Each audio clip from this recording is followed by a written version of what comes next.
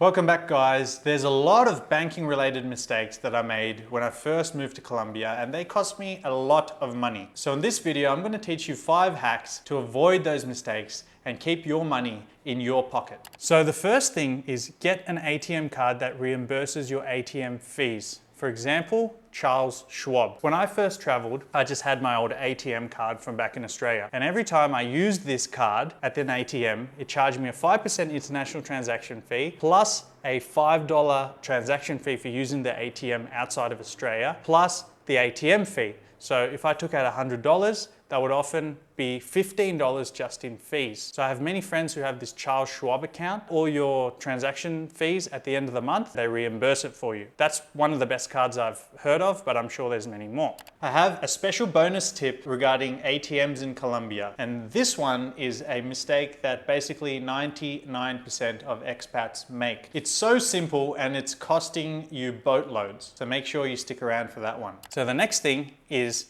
get a credit card with no international transaction fees, because the standard international transaction fee is 5%. Let's say you spend $3,000 every month. 5% of that is 150 bucks you're losing just in fees every month. This could easily be avoided if you just get a credit card which has no international transaction fees. Now you've got those two. The next thing is to download some money transfer apps. You might use this for things like paying for services to locals here in Colombia. Sometimes they can't accept credit card or things like that. So for example, my singing coach, she only takes payment via cash or via bank transfer. So I don't have a Colombian account. How do I transfer to her? I use Wise. Wise is an app, really good. There's many others, Revolut, Remitly, blah, blah, blah, blah. But I've used Wise for many years.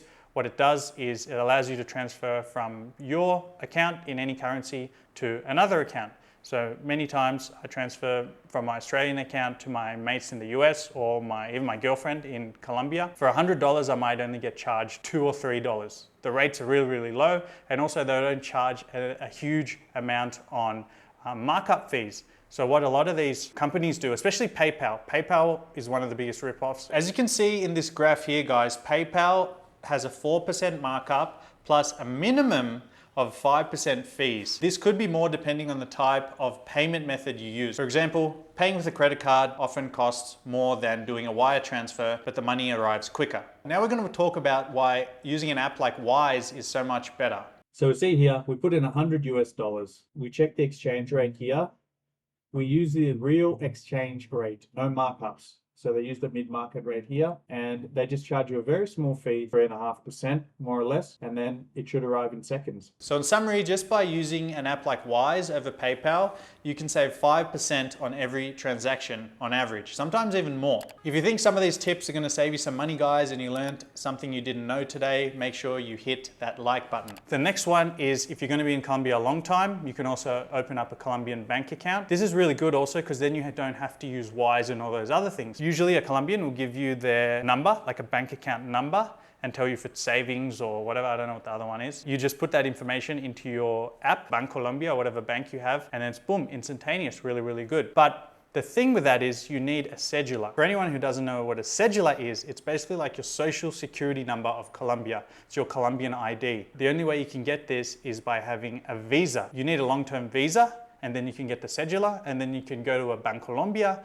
and they'll open a bank account for you, but only for as long as the visa lasts. Another option for those of you that hate waiting in lines is an app called Nequi. So Nequi is kind of like Zelle or Venmo, but better, because it's actually a digital bank. They don't have any branches, but you can do all your banking related activities through the app. So paying people, receiving money, paying bills, all that kind of good stuff. And there's a result of the fact that a digital bank doesn't have to pay as much overheads as a physical bank. You don't have to pay many of the fees normally associated with a physical bank account. The downside of this, much like having a Colombian bank account, is that you need a cedula to get this. Now, here's the tip that I promised you guys about ATMs that's going to save you boatloads of money and help you stop getting scammed. And what's awesome about this is that you can use it anywhere in the world. I've seen it in Europe, I've seen it in Mexico, everywhere they use this little trick to get you. And that is, on one of the final stages stages of completing an ATM transaction, the ATM is going to show you a screen like this. One side is going to say accept and one side is going to say decline.